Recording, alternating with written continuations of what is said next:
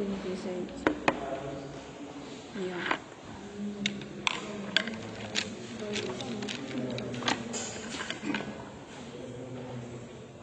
Bien. Ya se han terminado de dictar las clases con respecto a las anemias, ¿no? En general. Hoy día y mañana vamos a hacer la parte de las alteraciones de la hemostasia, ¿ya?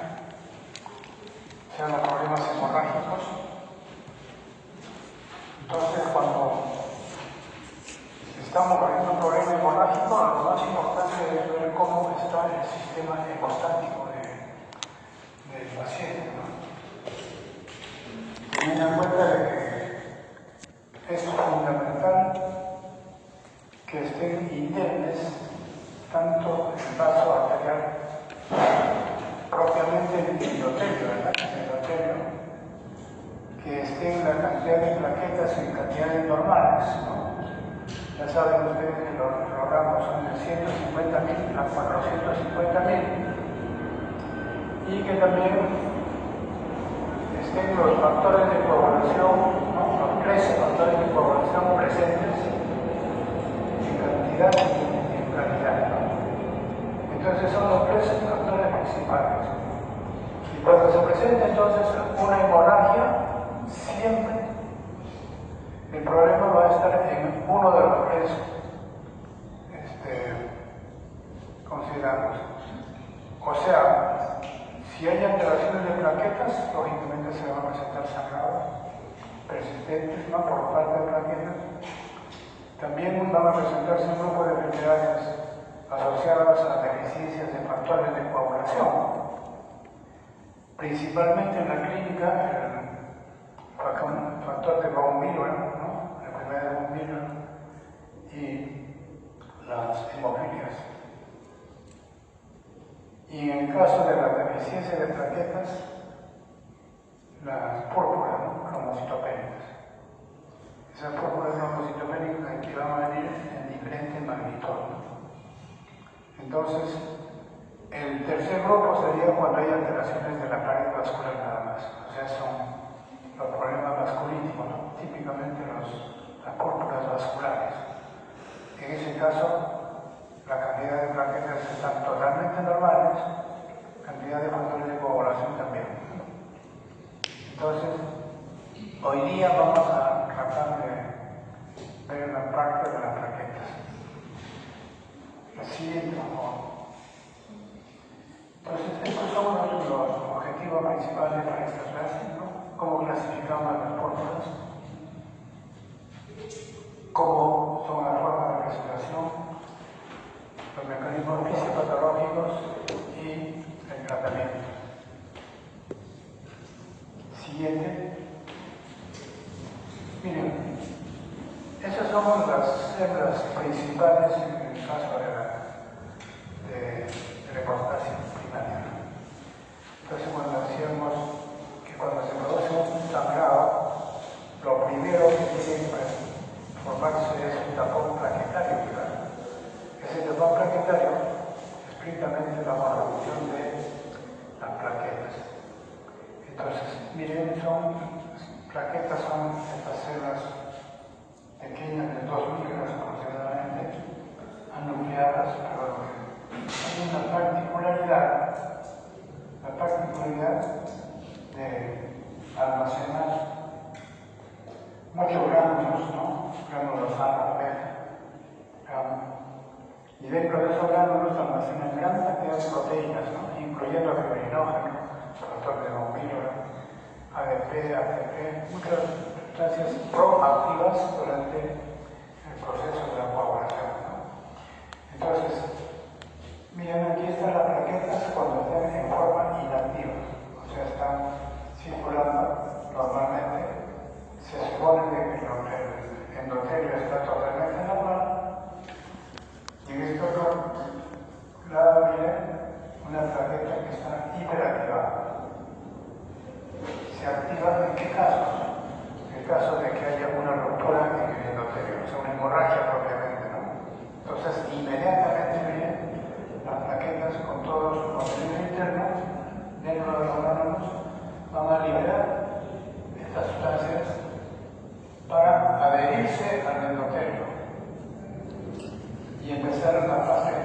vía media de hemostática, ¿no?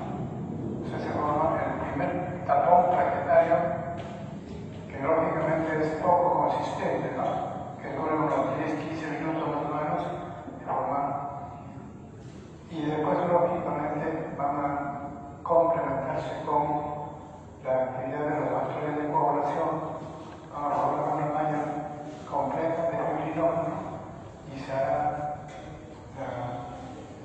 el tapón plaquetario más el linolítico, perdón, de fibrinógeno completo, ¿no? Así es. Bien, esta es una imagen de una arteria de corta longitudinal. ¿Qué tenemos acá? Este es el endotelio, célula endotelial, célula endotelial, célula endotelial. Fíjense.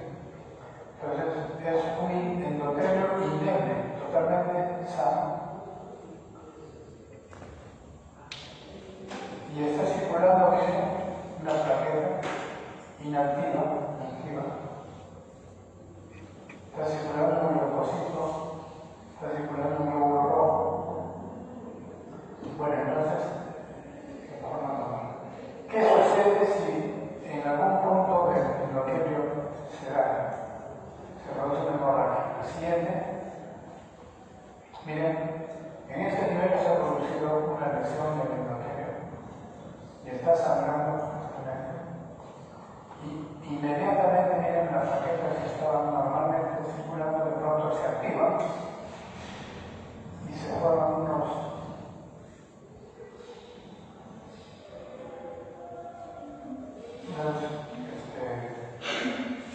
especie de dedos dentados, y los órganos lo que se van a activar y van a liberar todas las sustancias que la ADP y la ATP colágeno, para que las células plaquetarias, ¿no?, empiecen a pegarse al suelo endotelio. Este es el suelo endotelio. Entonces se van a empezar a pegar. Este fenómeno se llama la adhesividad plaquetaria, o sea, las plaquetas que están empezando a adherirse al suelo endotelio. Y más adelante, la siguiente, y más adelante, ya se van uniendo plaquetas contra plaquetas. Y esa es la agregabilidad. Entonces, hasta acá estamos viendo que hay una adhesividad primero, ¿no? Es una función importante, y también la agregabilidad. Adhesividad es la que la plaqueta se pega en el endotelio, ¿verdad? Y la agregabilidad es cuando las plaquetas empiezan a unirse juntas, ¿no?, y se forma un tapón plaquetario. Hasta acá se ha retenido el sangrado, supuestamente, pero miren, van quedando remanentes de pequeños rombos que empiezan a cerrar o liberar este espacio, ¿no? Entonces, en una segunda fase, el sistema fibrinolítico tiene que actuar para liberar todo esto remanente, ¿no? O sea, ya empieza todo a moverse. Se acabó el sangrado, pero hay que liberar este coágulo a través del sistema fibrinolítico, ¿no? La siguiente, anterior, por favor. Entonces, la anterior, acá. Entonces, como verán, este fenómeno de construcción y de cierre del punto del sangrado se van a producir siempre y cuando tengamos plaquetas en cantidades normales. ¿Qué sucede si el paciente estuviera con plaquetas debajo de 20.000? No se va a formar el tapón plaquetario, totalmente deficiente, y el sangrado va a persistir, ¿no? Y dependiendo de dónde esté localizado, puede comprometer la vida. Siguiente.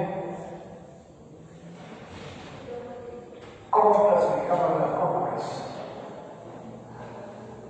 El primer grupo es por aumento de la disfunción, o sea, los problemas autoinmunes, ¿no? Lo que producen son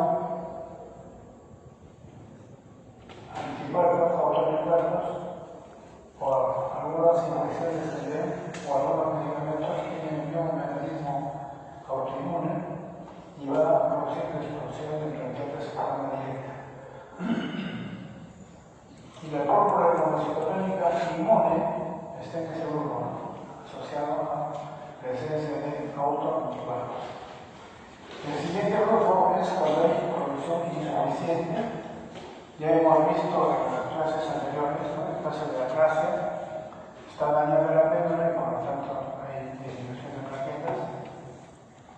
Y en el caso de la anemia megaloblástica, igualmente, ¿no? Por deficiencia de vitamina B12 o colágenos, se va a producir una disminución y compensada por público, ¿no?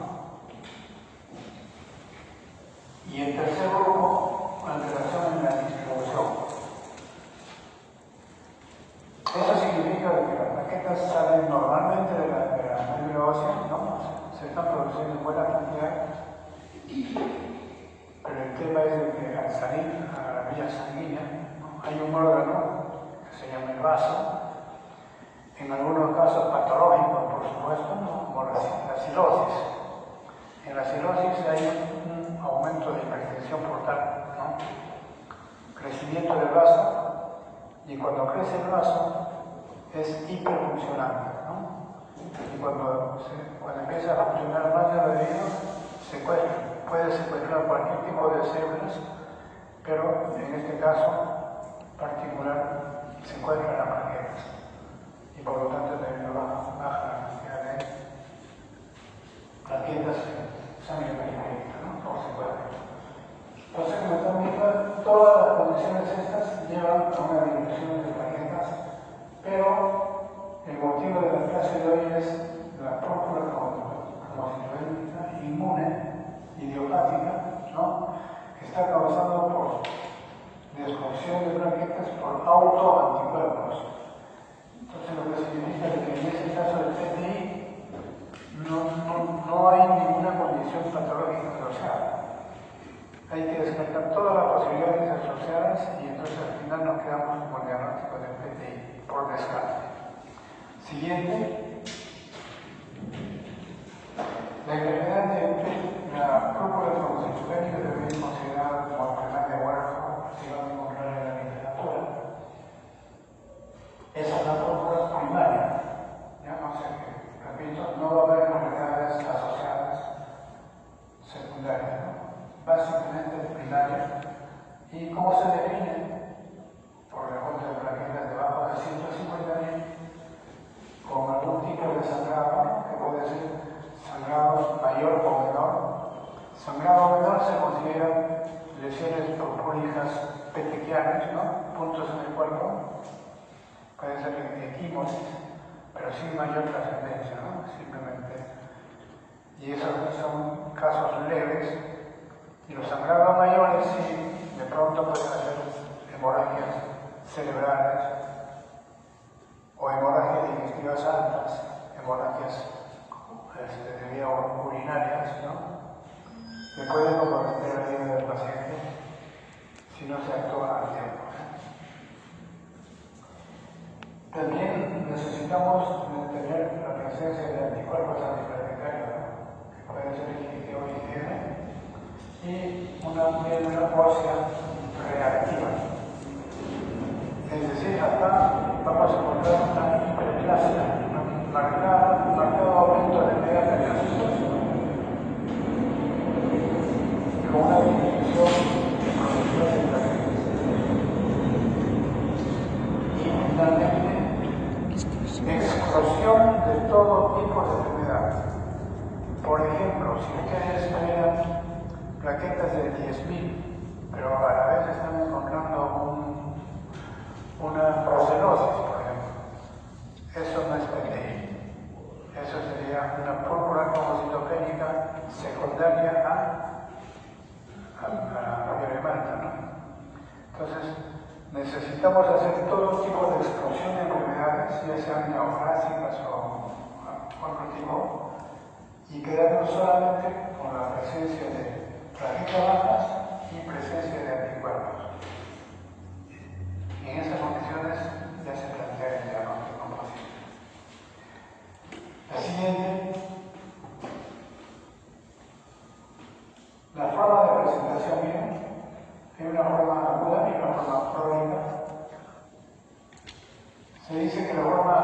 es la forma de presentación más de niños, ¿no? Se presenta más en niños, de forma súbita, y prácticamente se conoce como enfermedad de los niños, ¿no? Un 80% se presenta inicialmente en niños, y la forma crónica es a la inversa, ¿no? En 80% la gente adulta.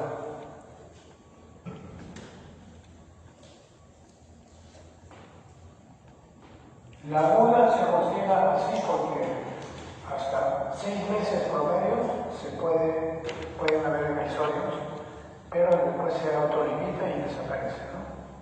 En cambio, cuando ya pasan los 6 meses de enfermedad, es un poco más difícil de que se autolimite, ¿no? Ya es una cronicidad.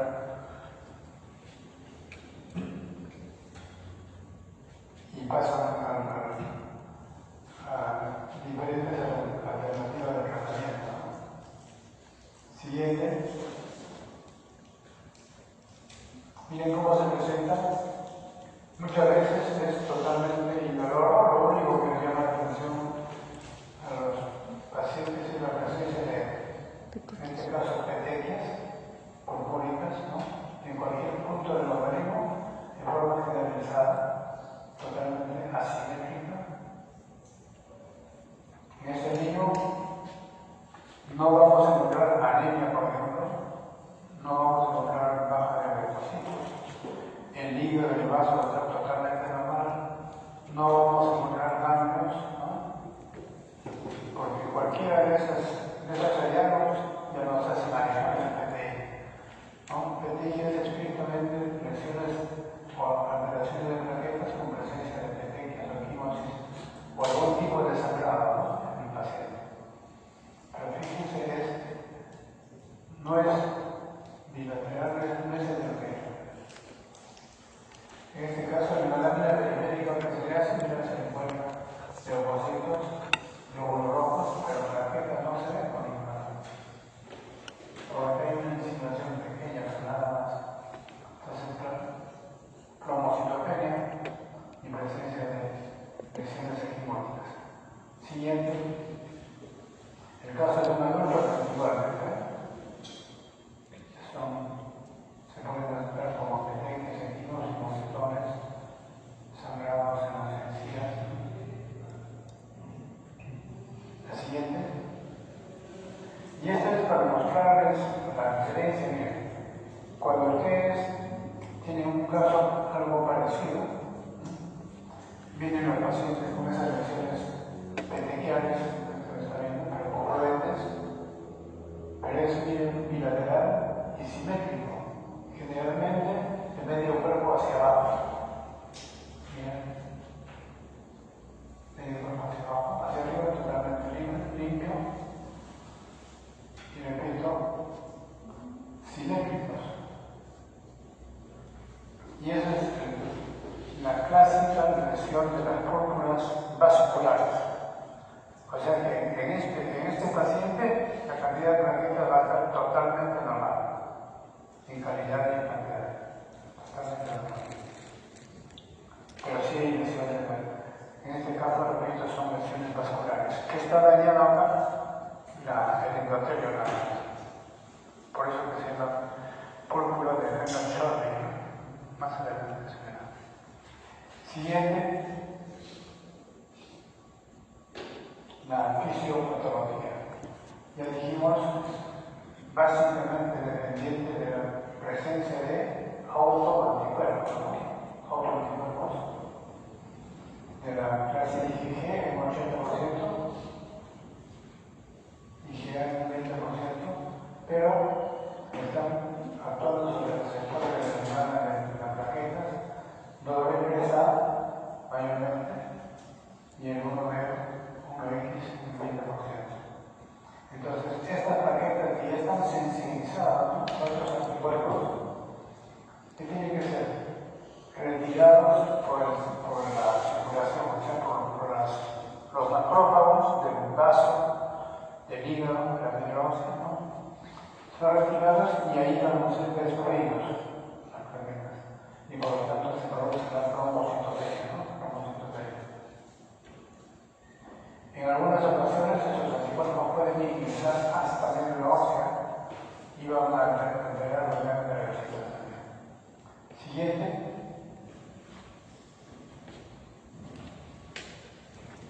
Un poco para complementar la identificación. Estas plaquetas marcadas, como dijimos, como anticuerpos, van a ser secuestrados y fagocitados por el RES.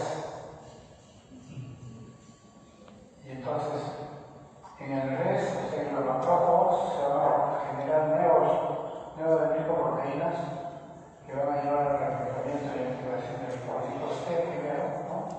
Y estos linfocitos T van a estimular para que los linfocitos B produzcan más cantidad de anticuerpos y se produzca un PPI de tipo crónico, ¿no? Siguiente. Miren, acá un poquito para ilustrarlos. Estas son las tarjetas que están con los anticuerpos pegados, sensibilizados con anticuerpos, y entonces tiene que ser retirado por el RES. Acá hay un macrófago gigante que está relacionado con el RES, o sea, el vaso, hígado, los macrófagos. Entonces, las plaquetas sensibilizadas están siendo captadas y dentro del macrófago se va a destruir, ¿no?, las plaquetas. Y a la vez tienen capacidad de estos macrófagos para poder estimular para que se vuelvan linfocitos T. Estos linfocitos T van a generar o van a estimular para que los linfocitos B puedan producir anticuerpos.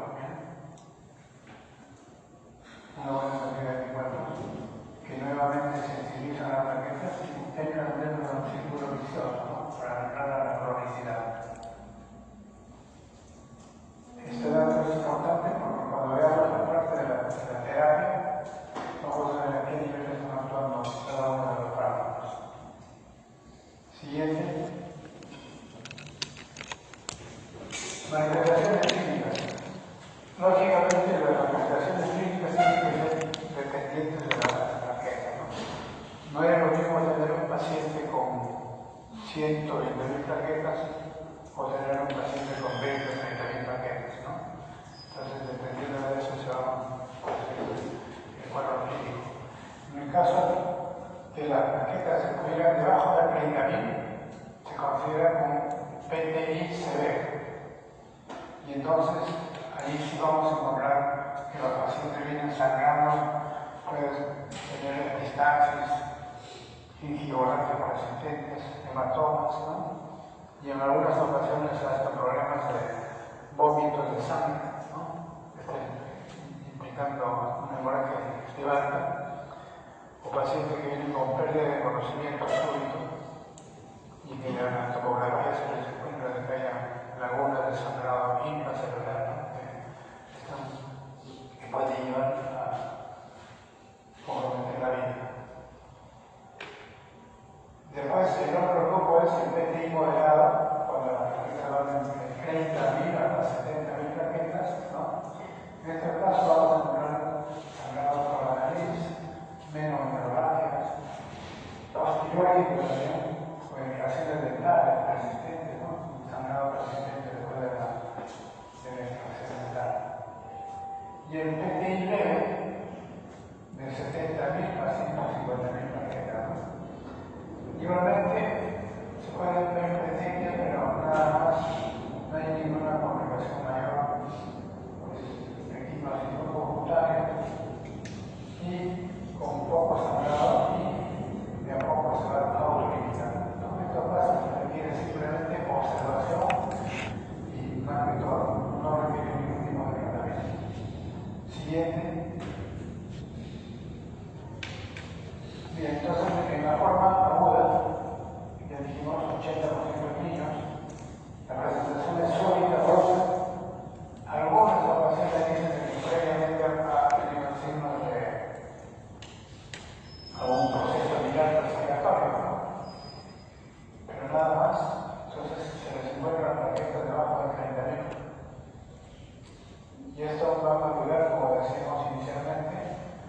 menos de 6 meses, que puede haber 1 o 2 episodios, y después de poco se va autolimitando y desapareciendo.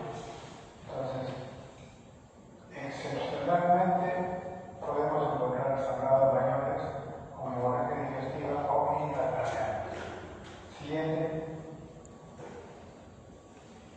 En la forma crónica y de adultos, básicamente, las plaquetas van de 30 a 100.000, con duración mayor de 6 meses. Y aquí hay consideraciones, ¿no? ¿A qué se llama TTI crónico persistente? Persistente se considera cuando las plaquetas no superan de 150.000, o sea, siempre que por más tratamiento que le demos, máximo va a llegar a 140, 145.000, ¿no? Pero no pasamos de 150.000. Entonces siempre están pendientes de usar corticoides. Y el otro es el TTI crónico pero recurrente. Significa que estos pacientes, después del primer tratamiento, llegan a un valor normal de plaquetas, se pueden ver entre 150.000, que es totalmente normal, pero después de algunos meses se producen algunas recaídas, ¿no? Entonces, unas recaídas son recurrentes y otras son persistentes. La siguiente.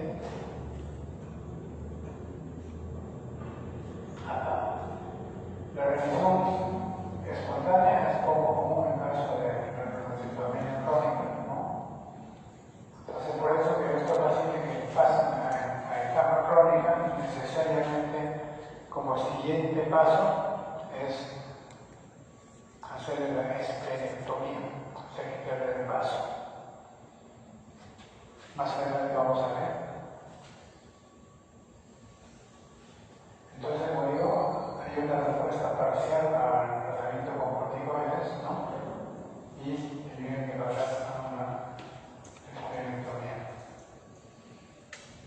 Siempre tratando de evitar que se compliquen con hemorragias severas. La siguiente. ¿Cómo se hace el diagnóstico? Estos son los criterios principales. Lógicamente, lo principal es tener en cuenta de que te reporten plaquetas debajo de 150.000. Y cuando hacemos un maceado de medio óseo, vamos a encontrar predominantemente aumento de megacariocitos.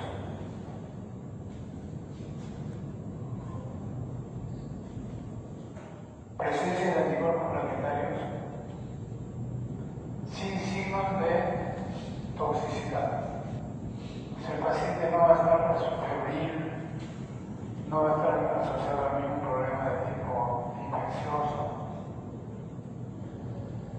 no va a tener un mal estado general. No encontraremos ni cambios, ni vaso, ni hígado flexivo, ¿no? Y también ya hemos descartado todas las posibilidades de enfermedades que pueden estar coadyuvantes.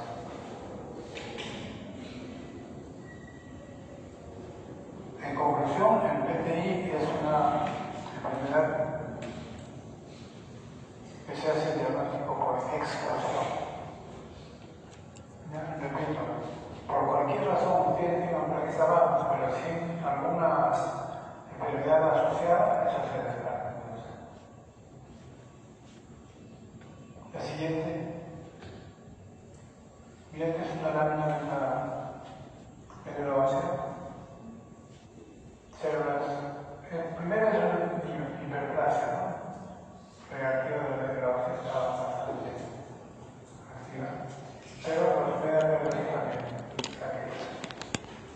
Gran aumento de plaquetas. Pero gran aumento son los megacariocitos. Hay dos temas, hiperplasia megacariocítica, ¿no? Con plaquetas bajas y presencia de autoanticuerpos, que es el PTI. La siguiente. Tratamiento. El tratamiento de primera línea, como en toda enfermedad autoinmune, siempre va a ser los corticoides. Si ustedes encuentran un paciente que está relativamente estable y puede ingresar a un quema vía oral. Entonces, lo ideal es prednisona, ¿no? 1 a 2 miligramos de peso, por lo menos unas 3 o 4 semanas, y depende de la evolución se puede ir retirando progresivamente, ¿no? De poco. Pero si están frente a un paciente que viene sangrando persistentemente, tendrían que utilizar corticoides, pero de acción más rápida, como la dexametasona, por ejemplo, ¿no? A 4, un promedio de 40 miligramos por día durante 3 días intravenoso, ¿no? O la otra alternativa es usar metilprednisolona, 1 gramo por día durante 3 días, ¿no? Son polvos de corticoides en forma de carga. Entonces, es el tratamiento de FAS. Y acá hemos puesto la penicilina como alternativa casi de inmediata. Pero en este periodo, en este desfase, se han encontrado nuevos fármacos, ¿no? Que se utilizan para poder mejorar el cuadro. Y ahí está la globulina inmune anti-D, o sea, anti-RH, la inmunoglobulina intravenosa, la sal cristina, ciclosporina, ciclohexamina, etc. Inmunosupresores.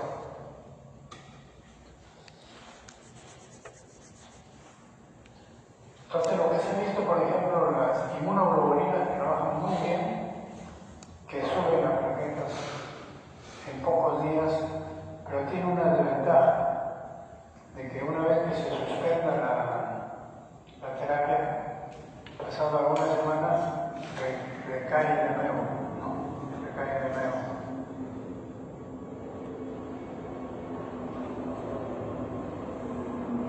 Por eso pero para casos que están en problemas mayores y necesitamos solucionar por el momento, necesariamente se puede utilizar inmunoglobulinas, porque para pasar a la esplenectomía se requiere, pues, previamente, mínimamente un mes de preparación, porque se requiere, para la esplenectomía se requiere poner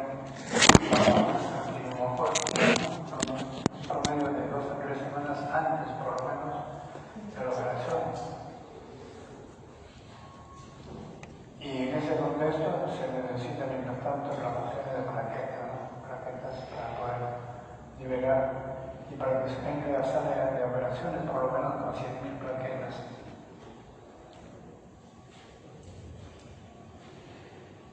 La esplenectomía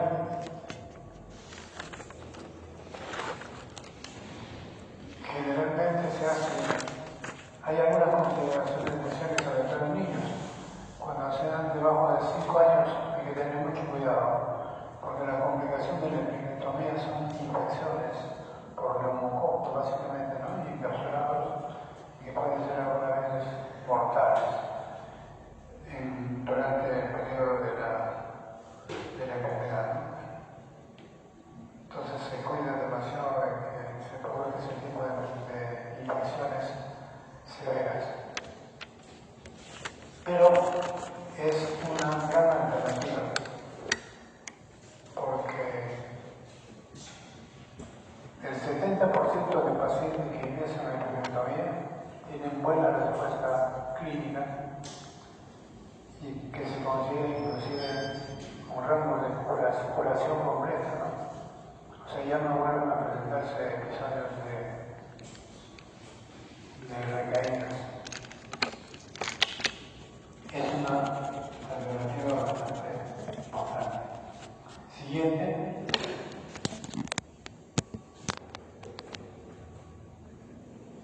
La siguiente, por favor. Miren, este es un cuadro que lo vimos cuando estamos viendo la fisiopatología, y esta es para ver la parte de la terapia. Miren, acá están las plaquetas estimuladas, prácticamente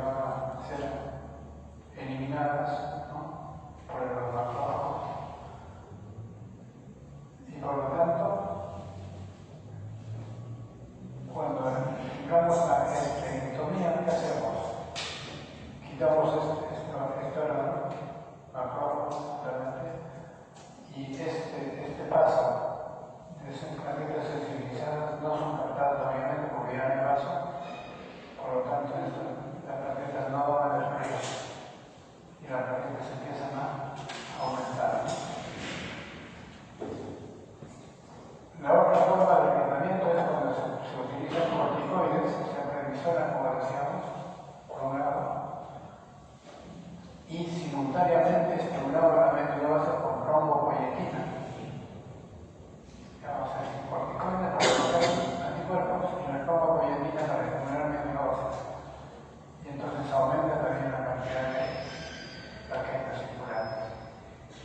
Y después en el tercer grupo están los inmunosupresores, acetoprina, ciclopamida, ciclosporina, danazol, acción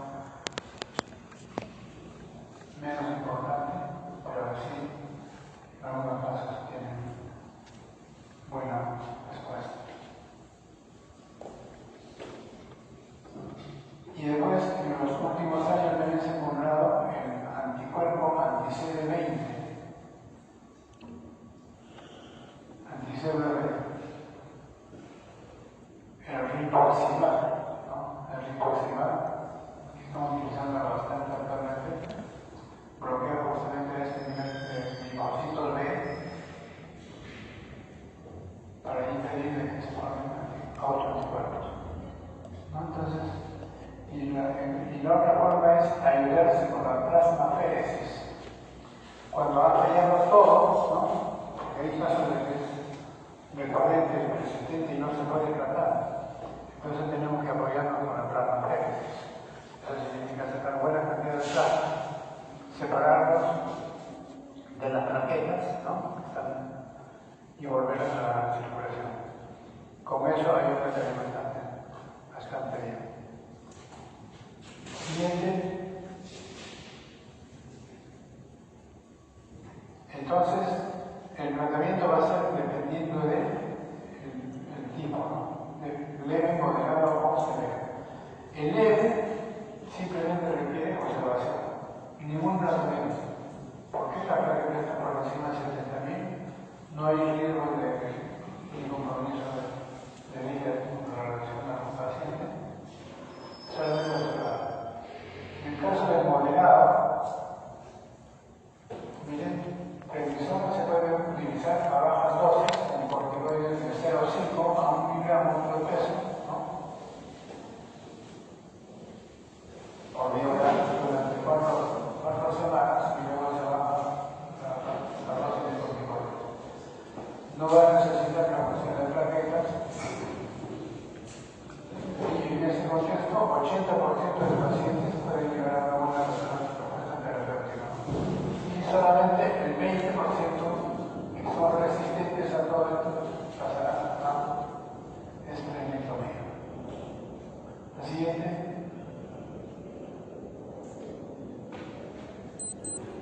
Miren, ¿cómo es la respuesta a la esplenectomía? De cada 10 pacientes que pasan la esplenectomía, 7 entran a curación definitiva, curación completa. Solamente 3 son los que van a pasar a una etapa crónica aún después de la esplenectomía. Y hay otro grupo de 20% después de haber sacado el vaso, por lo menos mejoran, porque las plaquetas suben a 30 hasta 150.000, ahí cerramos, ¿no? Que también es bastante llevadero para los clínicos. Y finalmente solamente el 10% después de esplenectomía entran a la etapa reglamentaria, ¿no? Que no se, prácticamente se puede utilizar cualquier inmunosupresor que hemos visto, pero solamente como medidas complementarias. Yo creo que es la última, la siguiente.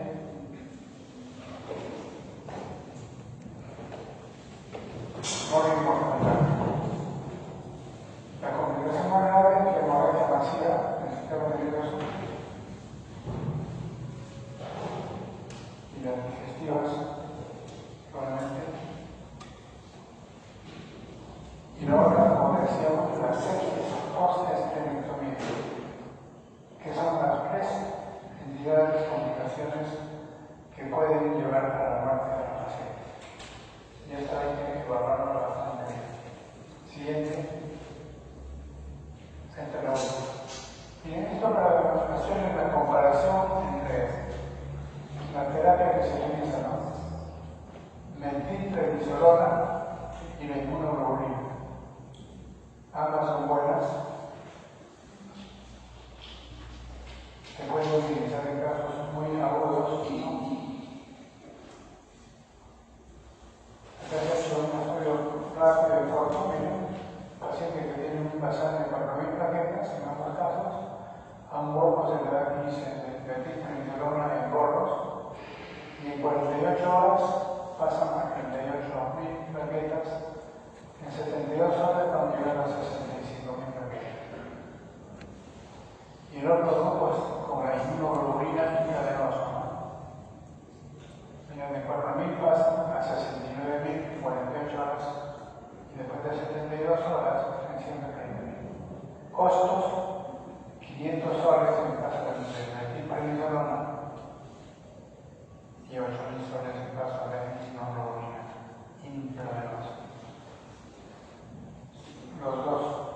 Claro que eso ya depende de cómo esté la capacidad económica de la paciente. Pero tener en cuenta que ambos casos son importantes y también ayudan bastante en la terapia, en la mejoría del paciente. Creo que fue la última. Sí, fue la última. ¿Alguna pregunta? ¿Alguien quiere?